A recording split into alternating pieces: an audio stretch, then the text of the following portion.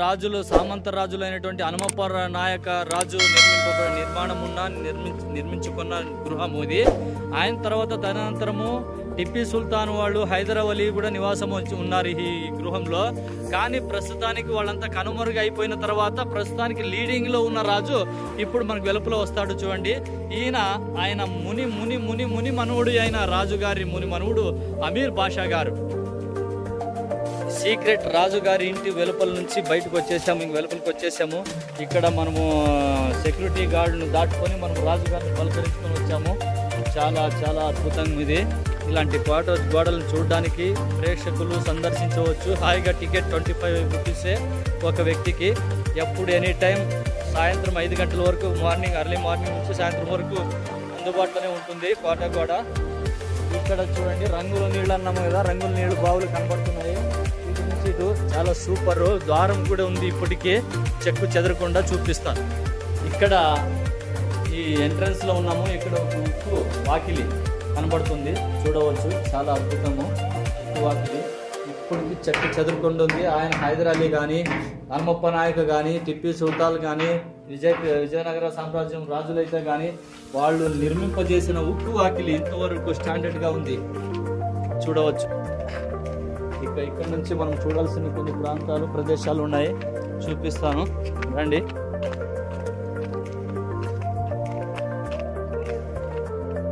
నీటి సౌకర్యం కోసం అప్పుడు వర్షాలు వస్తే ఈ కోనేటి నిండా నీళ్లు ఉండేటివి. ఈ నీటిలో ఇక్కడ రాజుగారి కింద పనిచేసే సైనికులు కానీ వాళ్ళ ఫ్యామిలీలు కానీ స్నానఘట్టం కింద ఏర్పాటు చేసిన ఈ కోనేరు టైప్ అనుకోవచ్చు. చాలా అద్భుతమైన కోట, చూడవచ్చు. మిలిటరీ సెక్షన్ లాంటి గుహాలు కనబడుతున్నాయి దూరంగా, చూడవచ్చు. 2 రూములు ఉన్నాయి. అడుగడుగున శత్రువు సూపర్ గా ఉంది. మనం బాహుబలి సినిమాలో రాజుల కాలంలో బాహుబలికి కోటగోడలు కూడా ఏం పనిచేయవాడు, అంత అద్భుతమైనటువంటి కోటగోడలు ఇవి. చెక్కు చెదురుకుండా ఉక్కు లాంటి కోటగోడలు, ఉక్కు లాంటి మనుషుల చేత నిర్మింపబడిన ఉక్కు లాంటి కోటగోడలు. ఇలాంటి కోటలు ఎన్ని ఏండ్లు తరిగినా, ఎన్ని సంవత్సరాలు, ఎన్ని యుగాలు పోయినా కూడా చాలా మటుకు ఇవి ధ్వంసం కావు. అటువంటి కోటగోడలు అప్పుడు రాజులు నిర్మించారు. చాలా చాలా చాలా అద్భుతం. ఇక్కడ పాలించిన రాజుల్లో సామంత రాజులు, శాతవాహనులు, చాళుక్యులు, వైశ్యులు, తర్వాత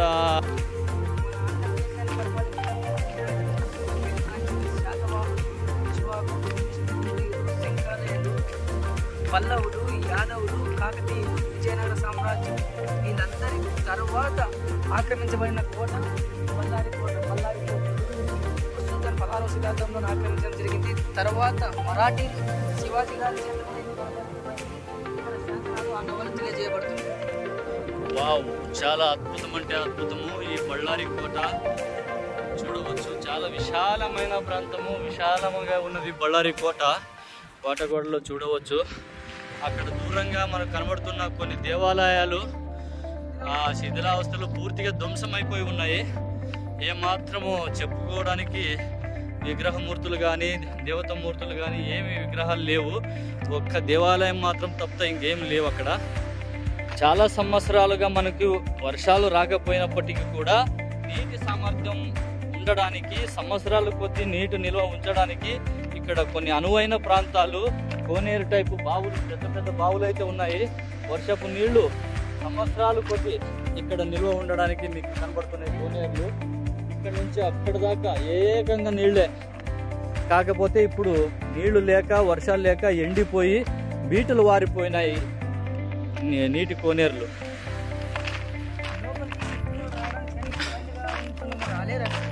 ఎక్కడ కూడా అంత ఇంకా చేశారు. గ్యాప్ లేదు బయటికి వెళ్ళడానికి. అంత సిస్టమ్ చాలా కట్టుదిట్టమైన కోట, భద్రమైన కోట అని చెప్పవచ్చు. శత్రువులు బయట వాళ్ళు అసలు లోపలికి రానివ్వకుండా, రాకుండా కాపాడగలిగేంత గట్టితనమైన కోట గోడలు ఇవి. చాలా అద్భుతము.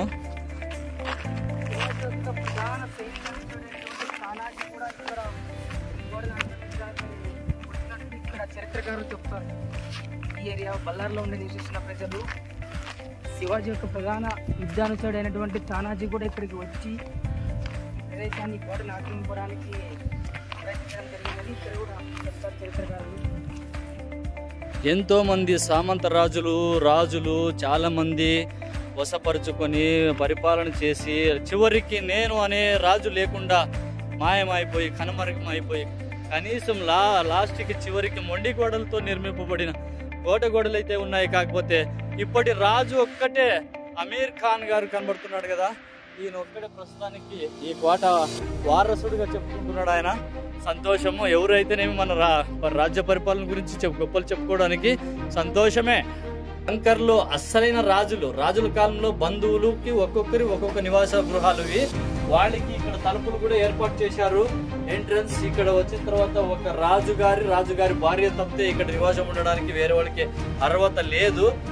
అలాంటి బంకర్లు చిన్న గుహలు చాలానే ఉన్నాయి. ఈ బళ్ళారి కోటకు కనిపించేది సింబల్ కోట గోడ అయితే ప్రస్తుతానికి మన కన్ను ఎదురుగా కనబడుతుంది. సిటీ నుంచి నువ్వు నలువైపుల సిటీ రౌండ్ బళ్ళారి చుట్టూ నుండి చూస్తే కూడా ఈ కోట గోడలు ద్వారాలు కనిపిస్తూ ఉంటాయి.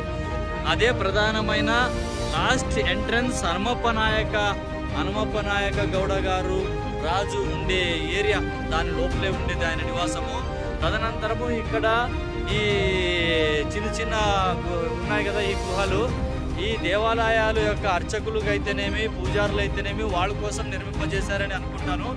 కాకపోతే ఇంకా ఏమైనా ప్రత్యేకత ఏమైనా ఉండవచ్చు, లేకపోతే మందుగుండి సామాగ్రి ఏమైనా స్టాక్ చేయడానికి, నిల్వ ఉండడానికి, ఫ్యామిలీ సంసారం చేయడానికి, రాజులు వాళ్ళు ఉండడానికి ఉండవచ్చు. నీటి కుంటలో ఇప్పుడు వర్షాలు వచ్చినప్పుడు ఫుల్గా నీళ్ళు అయితే ఇక్కడ ఉంటాయి. కాకపోతే రాజులు దండయాత్ర చేసినప్పుడు తదనంతరము మన బసవಣ್ణ విగ్రహాన్ని ఇక్కడ చూసవచ్చు, ధ్వంసం చేసి నీటిలో పారేసి ఉన్నారు. ఇదే అసలైన శివాలయం యొక్క ఉండవచ్చు అనుకున్నాను నేనైతే. అక్కడ ఉండే విగ్రహాన్ని ఇక్కడ నీటిలో పారేసి ఉంటారు. అయితే ఇప్పుడు మనకి నీటిలో పాచిపెట్టిపోయి ఉంది విగ్రహము. సామాన్యంగా 1 ఇంచు కూడా కదిలించలేనంత ఇదిగా ఉంది. కానీ ట్రై చేస్తున్నాడు, సాధ్యం కాకపోవచ్చు. ఓకే కదిలించాడు, కదలగలరు. రైట్, నీళ్లు దండిగా నీళ్లు. ఇక్కడ ఇప్పుడు అర్చకులు అయితేనేమి, దేవాలయాలు పూజించే వాళ్ళు అయితేనేమి ఇక్కడ స్నానాలు చేసుకొని కాళ్ళ ముఖం కడుక్కొని అక్కడ దేవునికి పూజా కార్యక్రమాలు చెల్లించుకునే వాళ్ళు. 2 దేవాలయాలు ప్రధానంగా మనకి కనిపిస్తున్నాయి. రండి చూపిస్తాను. ఇవి ప్రత్యేకంగా స్నానపు గదులు టైపు కనబడుతున్నాయి. అక్కడొక హోలు ఇక్కడో హోలు ఉన్నాయి. కొన్ని నివాస ప్రాంతాలుగా చెప్పుకోవచ్చు, ఎన్నో రకాలుగా చెప్పుకోవచ్చు. ఈ బంకర్ల టైప్ ఉన్నాయి.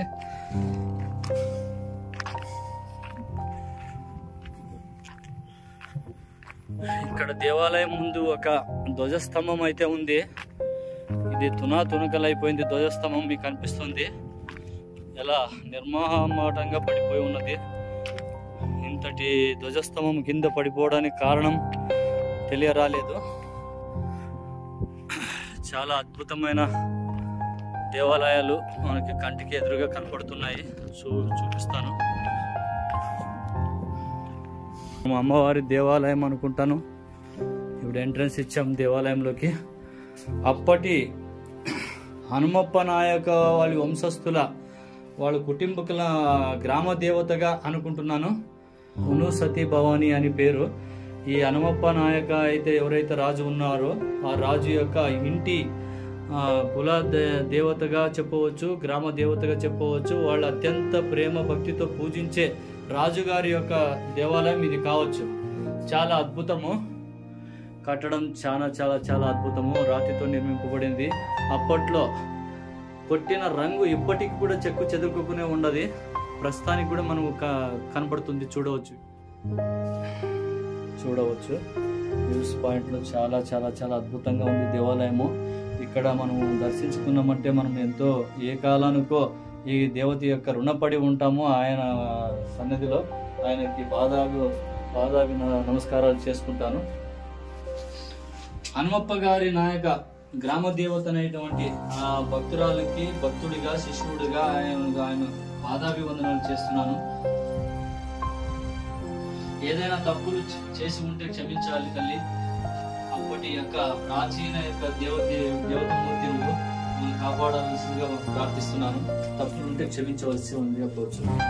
ఇక్కడ గజలక్ష్మి యొక్క విగ్రహాలు ఈ గజలక్ష్మి యొక్క విగ్రహాలు ఎప్పుడు ఫస్ట్ ఎక్కడ చూసాము అంటే ఈ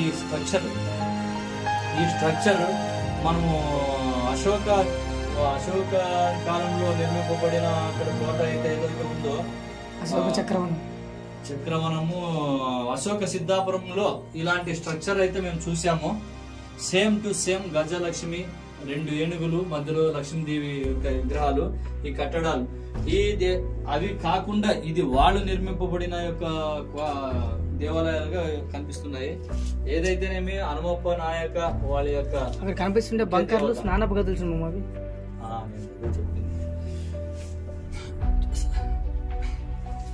మనము ఎక్స్పెక్ట్ చేయడం ఏమప్ప అంటే అక్కడ దూరంగా అక్కడ కనబడేటివి అక్కడ ఒకటి ఇక్కడ సుమారుగా ఉన్నాయి. ఇవి స్నానపు గదులుగా గుర్తించబడి ఉంది అనుకుంటున్నాం. స్నానపు బంకర్లుగా ఉండవచ్చు. తర్వాత అలాగే ఇక్కడ పనిచేసేటువంటి ముఖ్య మంత్రులు కావచ్చు, రాజుల కింద మంత్రులుగా పనిచేసేటువంటి వాళ్ళకి స్నానపు గదులు, వాళ్ళకి హౌస్ గా ఉండేటికి, ఈ దేవతకి పూజా కార్యక్రమాలు, అర్చన కార్యక్రమం నిర్వహించడానికి వాళ్ళకి ప్రత్యేక స్థానం కల్పించారు అప్పటి రాజులు కాలంలో. రాజుగారు 600 సంవత్సరాల కింద ఉన్నట్టు అతి పురాతనమైన దేవాలయంలోకి వచ్చాము. రండి చూపిస్తాం. పూర్తిగా దీని యొక్క శైలి మనకైతే ఏమీ అర్థం కావడం లేదు.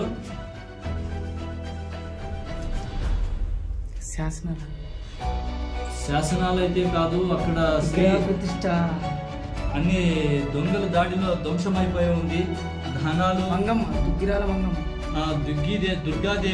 దుర్గాదేవి ప్రస్తుతానికి ఇక్కడున్న దేవతామూర్తి ఇప్పుడు బళ్ళారి దుర్గమ్మగా అక్కడ మనం కింద చూడవచ్చు. రాయల్ బస్ స్టాండ్ దగ్గర పెద్ద దేవాలయం అయితే ఉంది. ఈమె విగ్రహమే అక్కడ తీసుకుని ప్రతిష్ఠించారనుకుంటారు. కాకపోతే దొంగల దాడిలోనూ బింబస్థానికి అన్ని ధ్వంసం చేసేసి విగ్రహాన్ని నాశనం చేసేసారు. ప్రస్తుతానికి ఆ మూలన ఉండేది ఆంజనేయ స్వామి విగ్రహంగా కనబడుతుంది. ప్రస్తుతానికి మనం అక్కడ పీఠం మాత్రమే కనిపిస్తుంది. దుర్గాదేవి యొక్క విగ్రహము కనుమరుగైపోయింది. ఇక్కడ నుంచి ఏమైనా తీసుకుపోయి విగ్రహమూర్తులు ఎక్కడైనా మ్యూజియంలో తీసుకుపోయి పెట్టి ఉండవచ్చు. దేవతామూర్తులు విగ్రహాలు ప్రస్తుతానికి ఇక్కడైతే లేవు.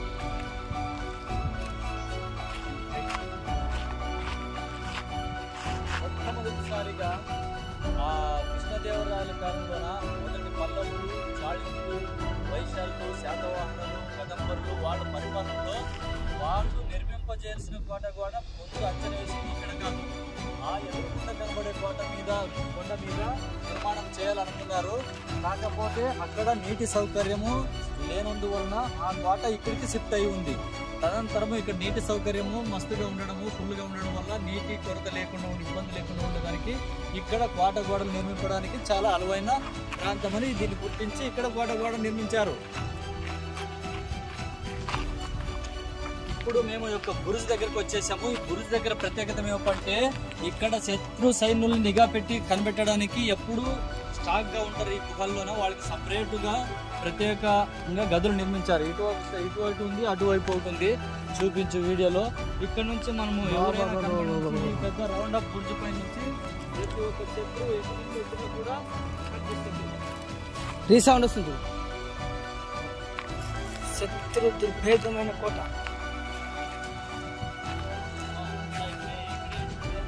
కింద లోపల దానికి అండర్గా ఉండొచ్చు. మరి బురుజన్న గుండు కూడా ఉంటుంది. అబ్బా ఎదుగుతున్నామా? ఈడు పెట్టి కాల్చేవాళ్ళేమో ఇంతకుముందు అన్ని. వీటి నుంచి ఏమైనా రాళ్ళు వేయాలన్నా ఏమేయాలన్నా ఇట్లా వచ్చిన వాళ్ళకంతా దులుపుడే. ఒకసారి బళ్ళారి పట్టణాన్ని బళ్ళారి పట్టణాన్ని రౌండప్ చేయి. ఈ యాంగిల్లో ఈ బుర్జు పై నుంచి చూపించు. చాలా అద్భుతమైన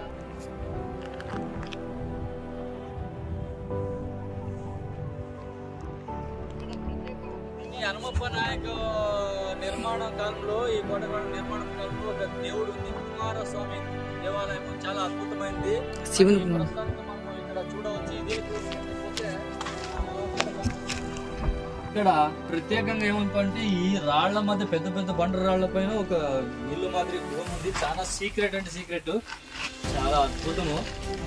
చూడవచ్చు. చాలా భయంకరంగా ఉంది. ఉమ్మకి కిందికి పోయకుండా ఒక ప్లేస్ కా మనం దిగే మెడికల్ ఉన్నాయని చెప్పు.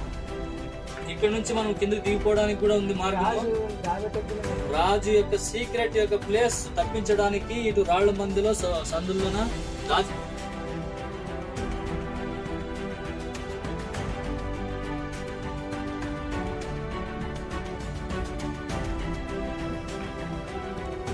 మన వెనకమాలన కనబడుతున్నది మందుగుండు సామాగ్రి యొక్క నిల్వ గుహాలు. అవి ఎదురుగా కనబడుతున్నాయి కదా, చూడవచ్చు. ఇక్కడ ఈ కోటగోడ చుట్టూరా గన్నులకి మందు గండులు తయారు చేసే సపరేట్ భద్రత గదులు అవి. తర్వాత ఇక ముందు చూపిస్తాను. కోటగోడ చాలా ఎక్సలెంట్ గా ఉంది, చూడవలసిన ప్రాంతమే. ప్రతి ఒక్కరూ చూసి కనుతీర ఆనందించాల్సిందిగా కోరుచున్నాను.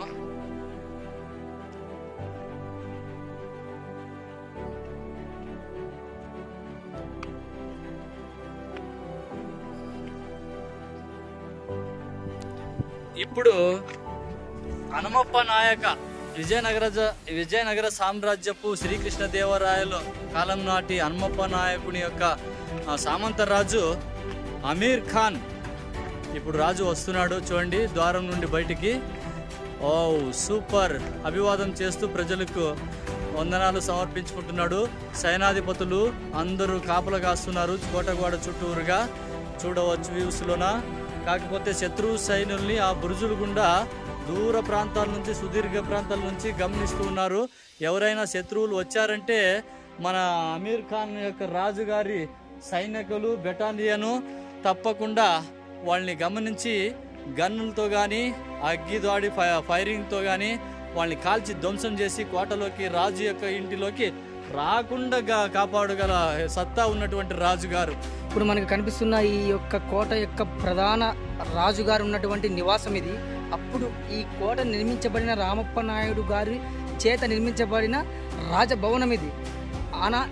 హనుమప్ప నాయక చేత నిర్మించబడిన గొప్ప రాజభవనము. అప్పటి కాలం రాజుల నివాసం ఉన్న గుహంలో అప్పటి రాజులు అంతమైపోయినా కూడా ఆయన ముని వారసులుగా పేరు పొందుతున్న వ్యక్తులు వస్తున్నారు. ఆయనే రాజు మనకు కనిపిస్తున్నారు కదా. ఈనాటి కాలం రాజు, నేటి కాలం రాజు. చూడండి, రాజులంటే ఎలా ఉండాలో అలా ఉన్నాడు. ఆ టీవీ, ఆ నడక, ఆ స్పెట్స్, ఆ బట్టతల అంతా కూడా సూపర్గా ఉంది. ఓకే ఓకే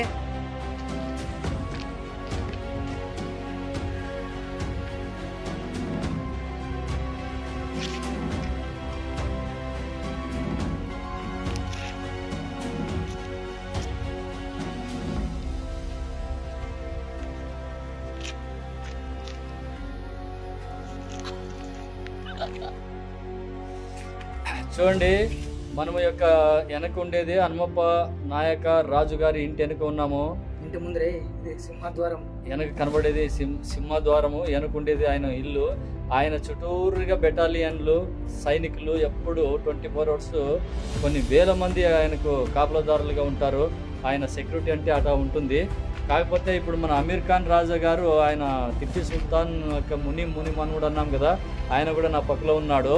నేనేమేం గొప్ప కాదు, నేను కూడా హనుమప్ప నాయక వాళ్ళ యొక్క ముని మనువుళ్ళని ప్రస్తుతానికి ఒక దూదేకుల పెంచారు 1 ఇస్తున్నాను నేను ఇప్పుడు. అప్పటి కాలంలో ఏడున్నారు, అందరిని తరిమేసినారు, రాజుల్ని తరిమేసినారు, సైనికుల్ని తరిమేసినారు. ఎవరు నేను రాజు, నేను కట్టుకున్నాను, నా వానవాళ్ళు, నా వంశీకులు ఎవరు ఉన్నారంటే ప్రస్తుతానికి ఎవరు లేరు. అంత సర్వనాశనం. ఇక్కడే కాదు, ఆల్ ఇండియాలో కోటగోళ్ళు ఎక్కడ చూసినా వంశీకులు ఎక్కడో అరువుగా కనబడుతుంటారు, తక్కువగా అరుదుగా కనబడుతుంటారు. కొన్ని చోట్ల ఉన్నారు, కొన్ని చోట్ల అసలు లేరు వంశీకులు. అలా వంశ కాలక్రమంలో అన్నీ కలిసిపోయి ప్రస్తుతానికి పెద్ద టౌన్గా తయారైపోయినారు జనాలంతా. ఇప్పుడు అన్యాయానికి పాల్పడేకి తయారైపోయినారు. నీతి నిజాయితీ లేదు, అంత అన్యాయానికే కాలం నడుస్తూ ఉంది. అన్యాయం కాలంలో, కలికాలంలో పుట్టామన్నమాట మనము.